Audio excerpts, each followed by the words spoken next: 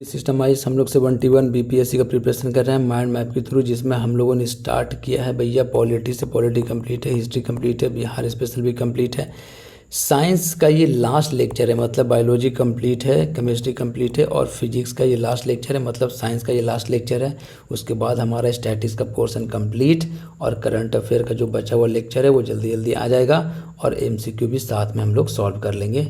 ठीक है, एक एक करके चीज़ों को कंप्लीट करते हैं। आज 2 टॉपिक को हम लोग कंप्लीट करते हुए लास्ट लेक्चर को कंप्लीट करेंगे। वर्क, एनर्जी, पावर पढ़ेंगे और ग्रेविटेशन के बारे में पढ़ेंगे। ठीक है, जो भी इंपॉर्टेंट पॉइंट है वो देखेंगे। सबसे पहले पढ़ते हैं वर्क। वर्क जो है स्केलर क्वांटिटी है एक, इसका फार्मूला होता है F into D. Work as scalar product of force and the displacement. ठीक है, स्केलर प्रोडक्ट है, स्केलर क्वांटिटी है ही ये। यूनिट इसका होता है जूल, सिंपल सी बात है। Work equal to F D cos theta, आपने पढ़ा होगा। एनर्जी क्या होता है? Energy is capacity to do work. अब energy is capacity to do work यानी कि वर्क ही हो गया, तो यूनिट क्या हो गया? जूल। इसका यूनिट क्या हो गया? जूल। काइनेटिक एनर्जी की क्या कहानी है? Due to motion of an object. ठीक है, तो मोशन की वजह से जो एनर्जी होगा उसको क्या कहेंगे? काइनेटिक एनर्जी कहेंगे। कोई भी ऑब्जेक्ट मूव कर रहा है तो उसमें काइनेटिक एनर्जी है। अब आते हैं बात पोटेंशियल एनर्जी की। अब यहाँ से जो है कहानी शुरू होगा। पोटेंशियल एनर्जी जल्दी समझ में नहीं आता क्या है potential energy. Potential energy is the energy stored in a body because of its position और शेप। तो पोजीशन और शेप की वजह से जो एनर्जी स्टोर है बॉडी में, जैसे कि डैम ले लेते हैं। अब डैम है, वाटर यहाँ पे स्टोर है, तो इसमें पोटेंशियल एनर्जी स्टोर है। जैसे ही डैम को खोलेंगे पानी अचानक नीचे अपना एनर्जी दिखाएगा, जो एनर्जी स्टोर था वो तुरंत दिखाएगा। ठीक है, तो इसको क्या कहेंगे? पोटेंशियल एनर्जी कहेंगे। Water in dam spring. Spring का देखो हाफ के एक्स स्क्वायर होता है, पढ़ना है इसका 11-12 में, तो सब कहानी नहीं है। स्ट्रेस्ड स्प्रिंग में, बो में देखो एरो, ये बो है, यहाँ पे एरो जब लगाते हैं, कहानी हम लोग एरो की छोड़ने के लिए, तो ये इसको खींचते हैं। जब खींचते हैं इसको तो उसमें पोटेंशियल एनर्जी स्टोर हो गया। अब जैसे ही छोड़ेंगे अपना पोटेंशियल एनर्जी काइनेटिक एनर्जी में कन्वर्ट हो जाएगा। ठीक है, अब ऐसे समझते हैं हम लोग। ये है ब्लॉक रखा हुआ। ठीक है, यहाँ पे पोटेंशियल एनर्जी 0 है, अभी कोई हाइट नहीं है। थोड़ा सा हाइट में बढ़ाएं, हाइट जैसे ही बढ़ा पोटेंशियल एनर्जी इसमें स्टोर हो गया, छोड़ेंगे तुरंत नीचे गिरेगा, काइनेटिक एनर्जी में तब्दील हो जाएगा। अब जैसे हाइट जब यहाँ पे पड़ गया और हाइट एज पे है, तो अब 2 बातें आपको समझनी है। एक तो जितना मैक्सिमम हाइट गेन करना था ये कर लिया, तो यहाँ पे काइनेटिक एनर्जी 0 होगा कि नहीं होगा? क्योंकि यहाँ पे अब मूव आगे करेगा ही नहीं। लेकिन P जो होगा यानी कि पोटेंशियल एनर्जी यहाँ पे होगा mgh, क्योंकि हाइट मैक्सिमम गेन की हुआ है, यहाँ पे मैक्सिमम पोटेंशियल एनर्जी होगा।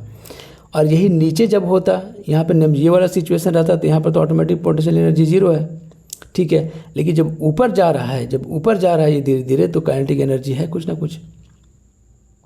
ठीक है, तो ये सिचुएशन है जो आपको याद रखना है। पोटेंशियल एनर्जी से रिलेटेड एग्जांपल भी याद रखना है। उसके बाद है स्टैटिक फ्रिक्शन। स्टैटिक फ्रिक्शन ज़्यादा होता है स्लाइडिंग फ्रिक्शन से। स्लाइडिंग फ्रिक्शन से जो है मतलब ज़्यादा होता है रोलिंग फ्रिक्शन से। आगे चलते हैं, law of conservation of energy देखते हैं। Energy can neither be created nor be destroy. बचपन से रहते रहते आपको याद हो गया होगा। मतलब ये होगा कि kinetic energy plus potential energy क्या होगा? कांस्टेंट होगा। आगे चलते हैं, ड्रॉप कंडीशन पढ़ते हैं हम लोग। ड्रॉप कंडीशन क्या है? अब ड्रॉप का कंडीशन देखो क्या है, तुरंत समझ में आएगा, कोई बात हो ही नहीं सकता कि समझ में ना आए। ये बॉल है, ठीक है, ये कोई भी ऑब्जेक्ट है, इसको जब नीचे हम लोग गिराएंगे तो कॉमन सेंस लगाओ कि हाइट घट रहा है कि नहीं। अभी हाइट है इतना, जब यहाँ पे बॉल आएगा तो हाइट बचेगा इतना, जब यहाँ पे बॉल आएगा तो हाइट बचेगा इतना। तो मतलब हाइट जब इसका घट रहा है सर, तो पोटेंशियल एनर्जी घटेगा कि नहीं? क्योंकि पोटेंशियल एनर्जी क्या होता है? mgh, हाइट पे डिपेंड कर रहा है। तो जब हाइट घट रहा ऊपर से ड्रॉप करने पे, तो पोटेंशियल एनर्जी घटेगा, मतलब पोटेंशियल एनर्जी डिक्रीज करेगा। वाई? क्योंकि हाइट घट रहा है। काइनेटिक एनर्जी इंक्रीज करेगा। कैसे? क्योंकि यहाँ से जैसे ही छोड़ेंगे तो बहुत तेज़ी से नीचे गिरेगा, स्पीड बढ़ जाएगा, उसका वेलोसिटी इंक्रीज हो जाएगा। जब वेलोसिटी इंक्रीज हो जाएगा तो काइनेटिक एनर्जी बढ़ जाएगा। तो ये 2 बात आपको याद रखना है कि पोटेंशियल एनर्जी घट जाएगा और काइनेटिक एनर्जी बढ़ जाएगा। वर्क एनर्जी थ्योरम क्या है? Change in kinetic energy is called work. Simple सी बात है, ज़्यादा कुछ नहीं। पावर क्या है? Rate of doing work is called power. Work by time यानी कि जूल पर सेकंड, जिसको वाट कहते हैं। अब तक हम लोग वही समझ रहे हैं। ठीक है। एक चैप्टर दिया हुआ छोटा सा ग्रेविटेशन की कहानी है, वो देख लेते हैं। बायोन्सी वगैरह से सवाल आ जाता है कभी कभी। यूनिवर्सल लॉ ऑफ ग्रेविटेशन क्या है हम लोग देख चुके हैं। एक यहाँ पे M ब्लॉक है, एक M2 ब्लॉक है, तो ये दोनों में फोर्स ऑफ अट्रैक्शन लगेगा।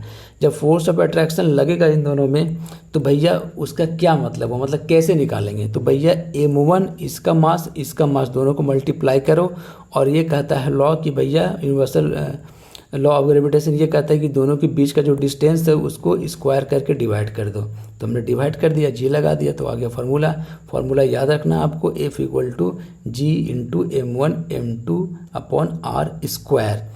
थ्रस्ट एंड प्रेशर सीधा सीधी NCERT से लिया गया सारा कहानी है, देखते चले जाओ। थ्रस्ट एंड प्रेशर क्या होता है। थ्रस्ट बेसिकली फोर्स है जो कि परपेंडिकुलर लगता है किसी भी ऑब्जेक्ट पे। The force acting on an object perpendicular to surface of the surface is called, मतलब ये ऑब्जेक्ट है, इस पे परपेंडिकुलर फोर्स लग रहा है तो उसको क्या कहेंगे, थ्रस्ट कहेंगे। रिलेशन क्या है, तो प्रेशर और थ्रस्ट में, तो प्रेशर = थ्रस्ट अपॉन एरिया, वही बात है यार, फोर्स यूनिट एरिया, सिंपल सी बात है। थ्रस्ट क्या, फोर्स ही तो है। आगे चलते हैं, बायोन्सी देखते हैं। सिंपल से पहले बायोन्सी को समझते हैं, उसके बाद क्या होता है बायोन्सी। ये है कोई टब, इसमें रखा हुआ लिक्विड। अब कोई ब्लॉक इसमें डालते हैं, ठीक है, तो ब्लॉक इस पे फोर्स लगाएगा mg, आपको पता है। तो ये mg फोर्स लगाएगा नीचे की तरफ, तो वाटर जो है या कोई भी लिक्विड है तो इस पे अपोजिट फोर्स लगाएगा, इसी फोर्स को कहेंगे बायोन्सी फोर्स। यानी कि बायोन्सी फोर्स लग रहा है इसके ऊपर, ठीक है, इसके अपोजिट डायरेक्शन में। हम अर्थ खींच रहा है इधर, तो लिक्विड लगाएगा इधर, ठीक है। तो when an object is kept in liquid then liquid exert the force called buoyancy force, ठीक है, सिंपल सी बात है। आर्किमिडीज प्रिंसिपल इसी पे बेस्ड है। When an object emerged fully और partially in a fluid it experiences an upward force, वही upward force buoyancy force, that is equal to the weight of the fluid displaced by it. बस इसमें ये add कर दिया कि वो जो फोर्स होगा, तो जितना लिक्विड डिस्प्लेस हुआ है उतना फोर्स लगेगा सर। मतलब क्या हुआ, मतलब ये हुआ कि बकेट है, इसमें कोई लिक्विड है, तो अगर ये ब्लॉक गया इसमें और ये इतना वाटर को डिस्प्लेस कर दिया है, इधर इधर लेयर बढ़ा दिया इसका, तो जितना वाटर को डिस्प्लेस किया है उतना फोर्स लगाएगा ही, ठीक है, उतना फोर्स लगाएगा। बात समझ लें आप। अब 3 सिचुएशन क्रिएट होगा। एक सिचुएशन तो ये क्रिएट होगा कि बॉल को अगर हम डालते हैं, यानी कि ब्लॉक को अगर हम डालते हैं तो कम्प्लीटली जो है सिंक कर जाए, डूब जाए। एक सिचुएशन ये हो कि पार्शियली जो है वो से ये करें मतलब सबमर्ज्ड हो जाए और थोड़ा सा ऊपर का पार्ट ऊपर रहे। एक हो सिचुएशन कि एग्जैक्टली सबमर्ज हो जाए, पूरा कम्प्लीटली अंदर तक सबमर्ज ना हो, मतलब कि बॉल जो ये वुड जो है वो दिखाई नहीं दे रहा है, ब्लॉक जो है दिखाई नहीं दे रहा है। तो इस सिचुएशन में क्या होगा कि फ्लोट भी करेगा और ये सबमर्ज्ड भी है अंदर। तो ये कब कब होगा, जब इसका वेट यानी कि इसका फोर्स, वेट क्या है, फोर्स ही तो है, सिंपल सी बात है फिजिक्स में। इसका फोर्स जो है वो ज़्यादा होगा, यानी कि इसका जो वेट है वो ज़्यादा होगा इसके वेट से, तो क्या होगा, सिंक कर जाएगा, डूब जाएगा, ब्लॉक बहुत ज़्यादा भारी है।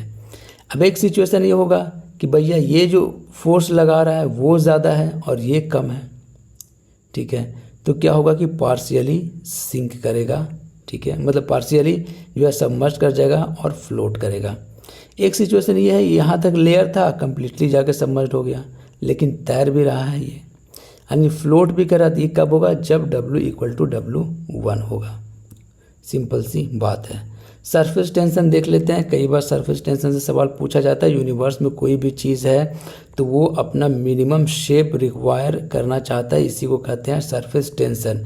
और सबसे मिनिमम शेप किसका होता है भैया, स्फीयर का, गोल चीज़ का होता है, ठीक है। तो इसका डेफिनेशन क्या है, the properties of free liquid bond to acquire minimum area require करना चाहता है, इज कॉल्ड सरफेस टेंशन, ठीक है। अब नल से पानी निकालते हैं हम लोग, तो लास्ट ड्रॉप देखो गोल गोल अपने आप शेप लेने लगता है, that is due to surface tension. ठीक है, अब अर्थ देख लो गोल है सरफेस टेंशन की वजह से। कोई भी यूनिवर्स में कोई भी चीज़ सब गोल ही है। Surface tension minimum space require करना चाहता है, मिनिमम एरिया रिक्वायर करना चाहता है कोई भी चीज़, that is called surface tension. Complete हो गया, ये लास्ट लेक्चर था फिजिक्स का। ठीक है, यानी कि साइंस का लास्ट लेक्चर हो गया। अब हम लोग सिर्फ करंट अफेयर को ही पे ही कम्प्लीटली ध्यान देने वाले हैं। ठीक है, और उसके बाद जो है MCQ भी आएगा सीरीज। ठीक है, best of luck for exam. इसका जो है PDF आपको मिल जाएगा टेलीग्राम चैनल पे, एक साथ PDF करके दे देंगे, क्योंकि अब डिस्क्रीट मैनर में जो है वो PDF, ये लास्ट PDF है, एक साथ ही करके पूरा फिजिक्स का PDF एक ही साथ दे देंगे। ठीक है, best of luck for exam. Channel को आप सब्सक्राइब कीजिए और बेल आइकन को प्रेस कर लीजिए। जैसे ही न्यू वीडियो आएगा आपको नोटिफिकेशन मिल जाएगा, PDF आपको मिल जाएगा टेलीग्राम चैनल पे, और टेलीग्राम चैनल का लिंक जो है आपको मिलेगा चैनल के डिस्क्रिप्शन बॉक्स में, और वीडियो के डिस्क्रिप्शन बॉक्स में भी लिंक को डाल देंगे। ठीक है, चैनल को आप ज़रूर से ज़रूर सब्सक्राइब करें। ठीक है, आप वीडियो देखते हैं लेकिन चैनल को सब्सक्राइब नहीं करते हैं, सिस्टम IAS के इनिशिएटिव को अप्रिशिएट कीजिए और चैनल को सब्सक्राइब कीजिए, मतलब सिस्टम IAS को सब्सक्राइब कीजिए। Best of luck for your exam.